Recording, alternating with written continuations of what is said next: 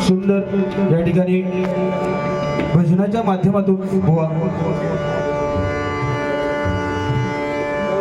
जी सुरुवात केली अतिशय सुंदर वाखाणण्याजोगी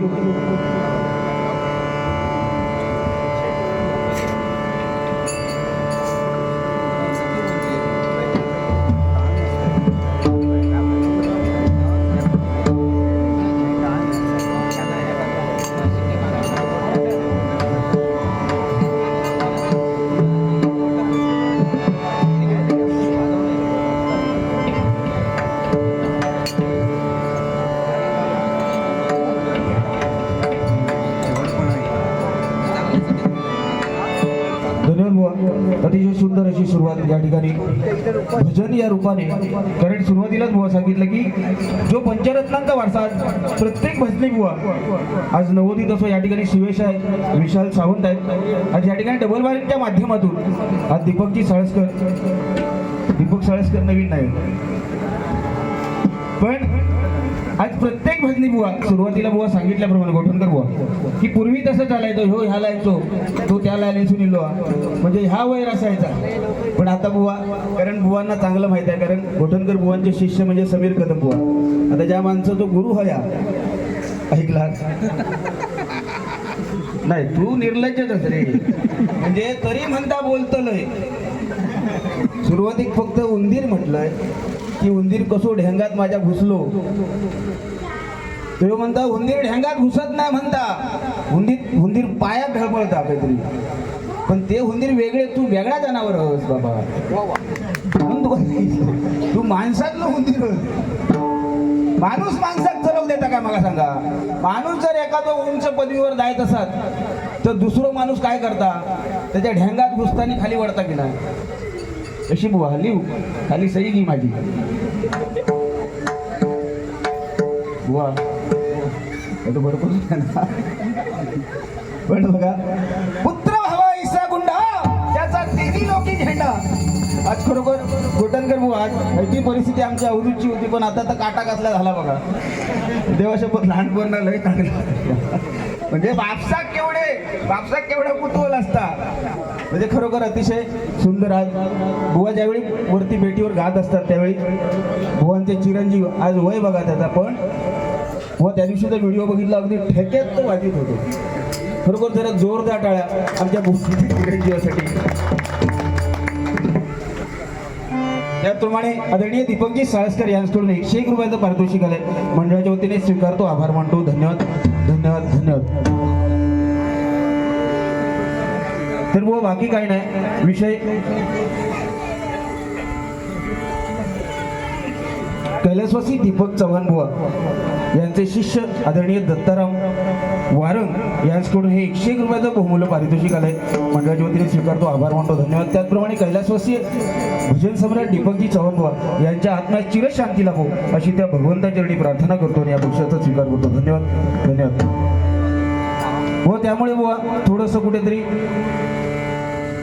पण अतिशय सुंदर बुवा, मला वाटलं की तुम्ही अगदी रेटून नेशल भारी, पण बुवा तुमका समजला आज हे काय करू हवा आता, कारण ह्यो सेलिब्रिटी ना हो जाते, म्हणजे बायकांना म्हणता 2 मिनिटात तयार होणारी बाई खायची बुवा, डोका बघा काय ह्या उंदराचा, 2 मिनिटात म्हणता तयार होणारी बायका, अरे मी म्हटलं विचार करते खटली म्हणता माझी बायको तर 2 मिनिटाला विकत नाही कधी,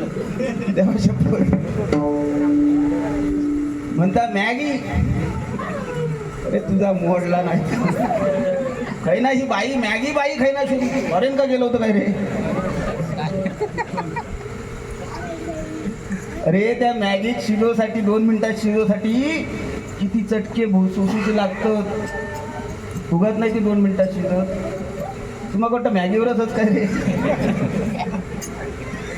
तर हा वाग्या छोटा पॅकेट बडा धमाका, तुमका माहित नाही औषध हो जरी मान टाकून आता राहुलो तरी म्हणते त्याच्या आजू अंगात जायत नाही किती, पण खरोखर सुंदर, कारण सुरुवातच अशी असते बुवा की सगळ्या गोष्टी, म्हणून सुरुवात सांगितलं बुवा आपण जे शब्द वापरू ते कुठेतरी वाईट गेले नाही पाहिजे, कारण अशी भजनच बुवा आता झाली पाहिजे, आणि भजनं म्हणजे बुवा जिकडे समीर कदम पाहिजे ना, जर समीर कदम होत आहे समीर कदमच ठेवणार, हे बाकी कोणाचा चान्स नाही, त्यामुळे आपण लोकांसाठी बदलायचं नाही बुवा. आपण जे काय भजनाच्या माध्यमातून देतोय ते लोकांपर्यंत पोहोचलं पाहिजे. आपलं गाणं लोक ऐकायला थांबले पाहिजे बुवा. तसं सादरीकरण पाहिजे. आज गोठणकर बुवा इतकी वर्ष भजन करतात, म्हणजे माका त्यांच्याबरोबर भजन करून एवढा समाधान वाटतं की ठरवून जावचं लागतं की आपल्या मुलं आज भजन काहीतरी कसोटी म्हटलं लागणार भजनाची, बाकी वायफळ काय आपल्याला बोलवतं नाही. आणि खरोखर गोठणकर बुवा एक चान्स नाही देत समोरच्या बुवा, म्हणजे माका तर देत नाही, कारण मी त्यांचं चालू होय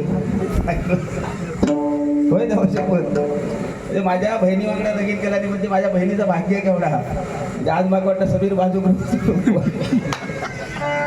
पण खरोखर चालू याच्यासाठी म्हटले कारण हरियाण बुवा त्यांका मुलाप्रमाण मानतात, लक्षात दिला. आणि आम्ही हरियाण बुवाचे चेले सगळे, त्यामुळे त्या सगळा नातेसंबंध पण अतिशय सुंदर बुवा. बाकी विषय काय नाही, फक्त स्वराधीश बुवा सुरुवातीक बोलले का तर मागा वाटला की माझ्याबरोबर आणखी एक कोणतरी स्वराधीश हो, तर तू त्याचं काहीतरी सविस्तर असं विश्लेषण केलं. सदावरती नाही रे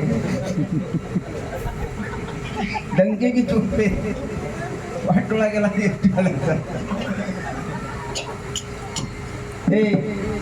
स्वराधीश तुका चांगल्या म्हणजे मोठ्या काळाचा मनान बोललंय बुवा की स्वराधीश, कारण आज चांगला वाटला ना. तर ह्यो म्हणता माका म्हणता हे नाही केला नाही आणि तुका म्हणता हे नाही केला नाही.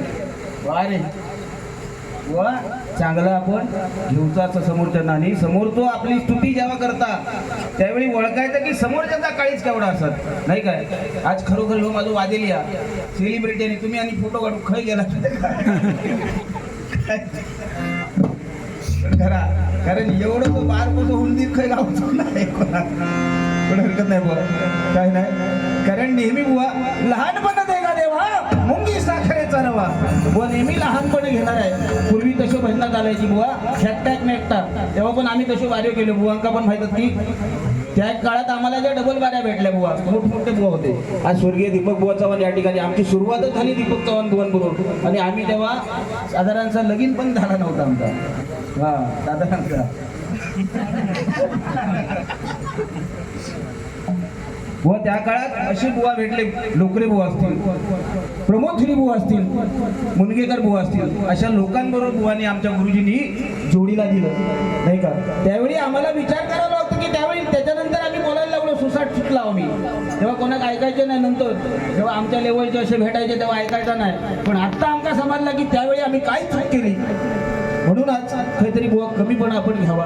साक्षात आपल्या या पांडुरंगाची सेवा करायला मिळते बुवा, ते कुठेतरी आपलं भाग्य आहे. त्यामुळे बुवा विषय काय स्वराधीशाचा जो चिडवण्यातो नाही, पण बुवा जे चांगलं आहे ते चांगलं बोलू. कारण पदवी कोण देत नाही बुवा, पदवी विकत मिळतात, पण आपल्या जे सन्मानाने हे भजन रसिक जे आपल्याला ज्या पदव्या देतात. कारण छत्रपती शिवाजी महाराज, एक उदाहरण देतो, शिवाजी महाराज यांना छत्रपती ही पदवी कोणी दिली?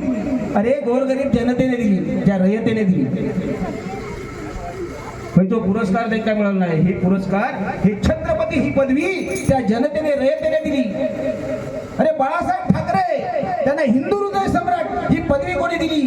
तर तुम्हा आम्हासारख्या लाखो मराठ्यांनी आज बाळासाहेबांना हिंदू हृदय सम्राट अशी ही पदवी दिली नाही का.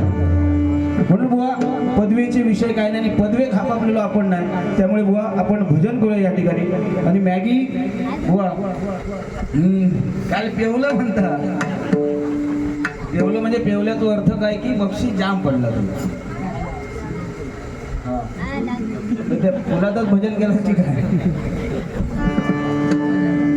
बुवा काय असता की